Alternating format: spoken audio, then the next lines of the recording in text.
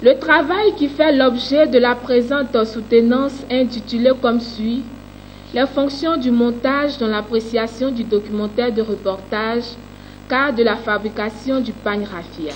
13 minutes durant, l'impétrante au diplôme de la licence en production télévisuelle a planché sur les fonctions du montage dans l'appréciation d'un documentaire de reportage, le cas de la fabrication du pagne raffia. Elle nous explique le processus de création du pagne qui part de la cueillette des rameaux de raffia par les hommes, ensuite l'extraction des fibres, le séchage, le tissage et la teinture naturelle faite à base d'écorce d'arbres pour enfin obtenir le pagne. Anne-Marie Apokofi, à travers un court-métrage, a su valoriser le pagne raffia et surtout mis en avant les techniques de montage. Nous montrons les étapes de la production du documentaire de reportage et aussi le processus de la post-production du documentaire de reportage.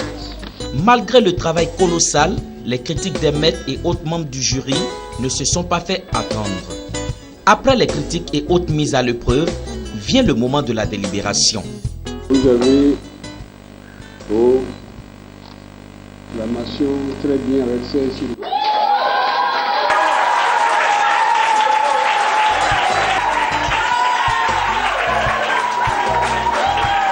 Mention très bien pour Anne-Marie Apokofi, en fin de formation à l'Institut supérieur de communication polytechnique ISTC de Côte d'Ivoire. Pour cette professionnelle de la télévision panafricaine Business 24 Africa, c'est un soulagement. Je suis vraiment heureuse. Au début, il faut dire que j'avais peur, j'étais beaucoup stressée. Mais au fur et à mesure, le stress est passé. J'ai eu la mention très bien. Je dis merci à Dieu d'avoir permis que tout se passe bien. Ce jour, comme Anne-Marie Apokofi, ils seront des dizaines à soutenir à l'ISTC leur diplôme de fin d'études. C'est que le secteur de l'audiovisuel séduit de plus en plus de jeunes Ivoiriens. À l'ISTC par exemple, chaque année, 150 nouveaux diplômés sont mis sur le marché du travail. La question de l'insertion professionnelle ne se pose pas. Il y a 5 écoles: l'école de journalisme, l'école de publicité marketing, l'école de production audiovisuelle, l'école de télécommunication et technologie de l'audiovisuel, l'école des arts et images numériques.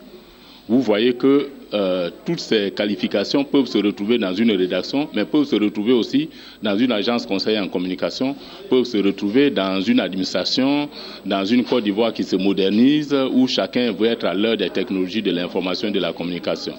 Bon, donc à partir de ce moment-là, celui qui est formé ici n'a pas pour destination que les seules rédactions. Les rédactions accueillent, mais toutes les structures qui ont à cœur de promouvoir la communication, de promouvoir leur entreprise par la communication, sont des entreprises qui peuvent aussi recruter ceux que nous formons à l'Institut des sciences et techniques de la communication, ISTC Polytechnique, depuis 1 an. L'ouverture de l'espace audiovisuel en Côte d'Ivoire. Voici l'espoir de trouver un débouché pour tous ces jeunes diplômés. Il y a longtemps que les Ivoiriens attendent cette promesse. La Côte d'Ivoire, il faut le signaler, est la grande dernière en Afrique de l'Ouest en ce qui concerne la libéralisation de son espace audiovisuel. Malgré cela, le pays ne semble pas être pressé. Même si le processus est lancé, il est fort possible que les Ivoiriens n'aient droit à une autre chaîne de télévision pas avant 2 ans encore. Une longue attente pour tous ces jeunes diplômés et les téléspectateurs qui devront encore se contenter pour l'heure de ces 2 chaînes publiques ou s'abonner aux chaînes internationales.